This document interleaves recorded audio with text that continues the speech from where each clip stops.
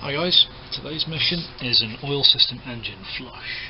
So we're going to need a few bits and bobs, a few consumables. Obviously, first instance is the engine flush itself. That's a chemical that basically thins the oil, allows all of the sludge and chunks that have developed in the system to kind of break down and sit in the sump nicely, waiting to be poured out. We're going to need, of course, a new oil filter. It comes with a new O-ring. In order to get the old O-ring out of the plastic housing without damaging it, we're going to need a little pick, a little hook, plastic one. You can get metal ones, but plastic ones are definitely the way to go to avoid damaging any components that could then give you leaks. We're going to need a new sump plug, or if you don't get a sump plug with a gasket in a kit cheap enough, you can just get replacement gaskets. That one's made of copper, just to plug on there. I'm going to use a funnel to make life a little bit easier. We have oil itself. Now, my advice on this one, if you're using engine flush, remember that when you put that stuff in your engine, you're not going to get all of the oil out. There may be some left in the cooler, there may be some left in the pipes in the engine, so some of that engine flush is going to get into your new oil and contaminate it. So what I'm doing is I'm using cheap stuff. With my trade discount, this one kicked it down to about 19 quid for 5 litres in Halfords, just in the UK. It's as good a place as any to get the stuff from. I'll be putting proper engine oil in and oil conditioner when I've flushed this through, but basically I'm going to do the system flush, get the old sludge out, replace it with some disposable oil, do about 500 miles on that, and then do a normal oil change to get back up to spec once all of the slurry is out of the bottom of the engine. Tools we're going to need to do this job other than the picker, surprisingly enough, you need a 36mm socket. That's to get the oil filter housing out in this particular engine, and to make life easy you use an extension board on that and ratchet. So that's us. Let's go and get under the bonnet. Okay, here we are under the bonnet. Take the cover off. Just pulls off. This car's already been out for a run today, so the oil's nice and hot. You can see here the plastic housing that the oil filter is going to go into. That's the one with the 36mm socket on the top of it. It is plastic, it will deform if you try and mash it up with an adjustable spanner or whatever, so it's worth investing in the proper socket for it, although to be honest this is the only thing I've ever used a 36mm socket for. Can't imagine any other job except on a lorry that would require one. Anyway, first thing to do here is, and be sure that you don't need to drive, because once you put this stuff in the oil it's not going to be fit to drive anywhere, you ruin your engine. We are going to take the engine flush and just pour it into the oil. Remember what this is going to do, it's going to break down the oil, it's going to allow us, therein lies the disadvantage of recording videos on the street, sorry about that passing car.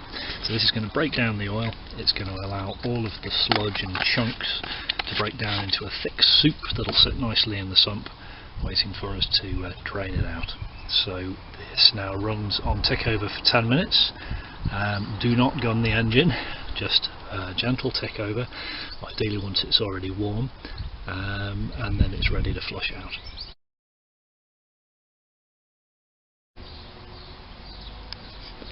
Now if you're doing this on the street where you live in and your neighbours don't appreciate big oil stains on the pavement outside their houses, I would strongly recommend that you get some kind of sheet, plastic sheet, piece of cardboard, whatever it's going to be. This is just the top of an old plastic storage box to put your oil pan on.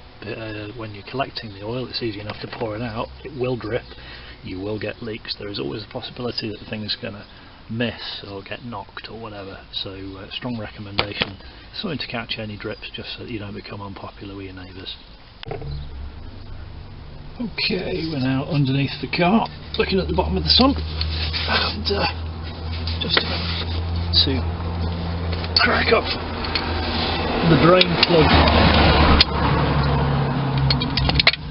Now, fiddly though it may be, I strongly recommend that for anything that could have seized, you use the 6-sided sockets. Lots of options available on this. In fact, I've got a couple here. 12-point sockets, always easier to locate. Ring spanners, again easy to locate. Adjustable spanners.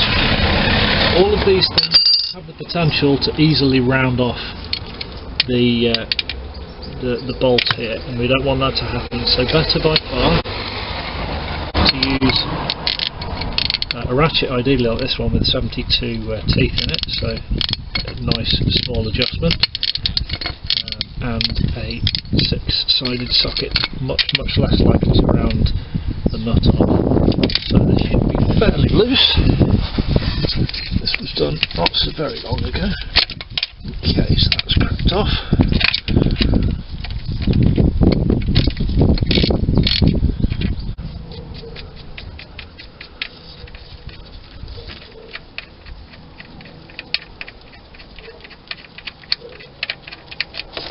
Oh, those are revolting. Yeah, very dark. A lot of sludge in that. Very sticky. Right, let's go and open up the top and let that drip for a bit.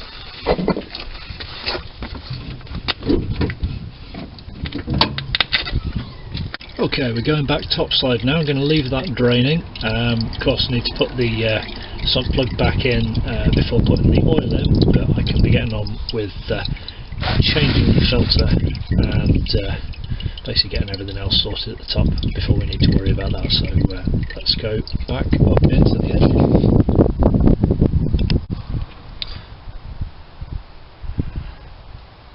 Okay, so next job is to change the oil filter. So this is when we need the 36mm socket, which goes down there. Not particularly tight. Just need to be careful not forcing this, damaging the plastic or whatever, because though it's a hex head, it is plastic.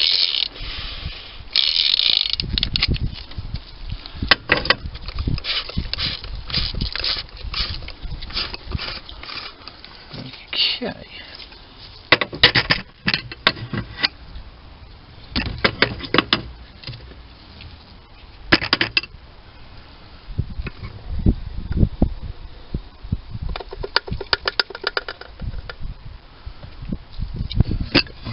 Magnetic tray here, but mine is getting a bit oily,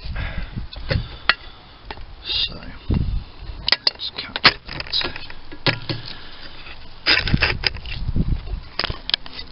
Now, as I mentioned before, there is a few things we need to do here. One of the things we need to do, well, it's partially come off already as I've unwound it, is I need to remove this O-ring and replace it with the nice fresh one that came with the filter. So to do this, and in order to avoid damaging the plastic, which is really important, because if you scratch the plastic it's going to give you problems seating in the future. There's our fresh filter. I've got this little plastic hook, just makes the job ever so easy, and as I say, it's going to resist any damage. So we'll just prise this off the bottom here. Doesn't really matter about the fact it's going to get a bit dark as well, because there's plenty of dirty oil still in the engine. So that goes on.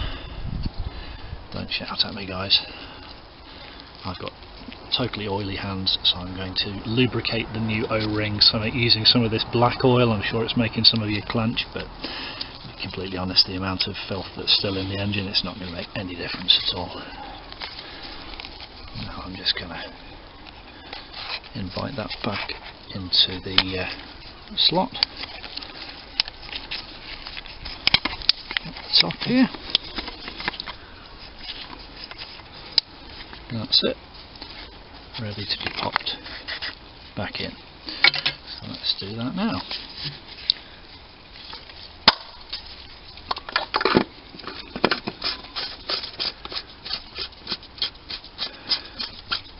turn that most of the way by hand.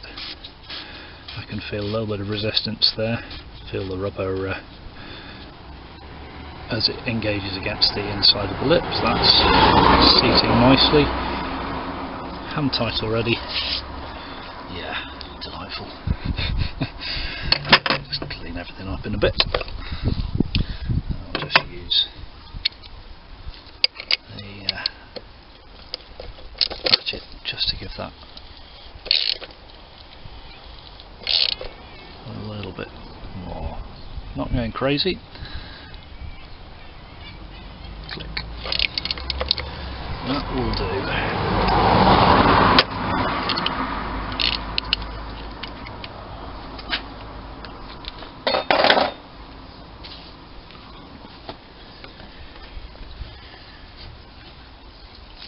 Blue nitrile gloves not optional. A disgusting messy job.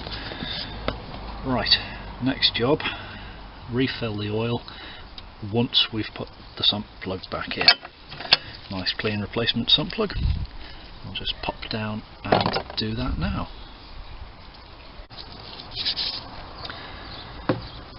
I'll just put the sump plug back in the bottom of the engine. It recurred to me here that there is something I forgot to mention about this oil filter. So before I put the rest of the oil in, nice and clean still, I just want to point out that there is another rubber O-ring in the bottom, and that goes around, if you can see, right in the bottom of the oil housing there. There's a pipe sticking up the filter housing there, so this O-ring here seals around that pipe in the bottom of the oil filter housing and forces the oil to go through the filter rather than round past the side of it, so it's very important to make sure you've got that the right way out. Just pop that back in, make sure that the O-ring seats nicely.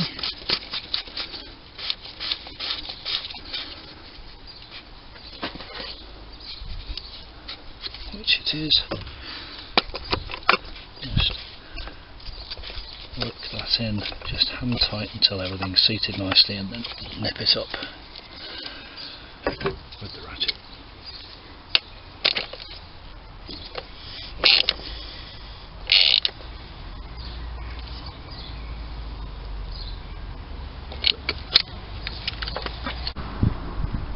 Okay, so home straight now.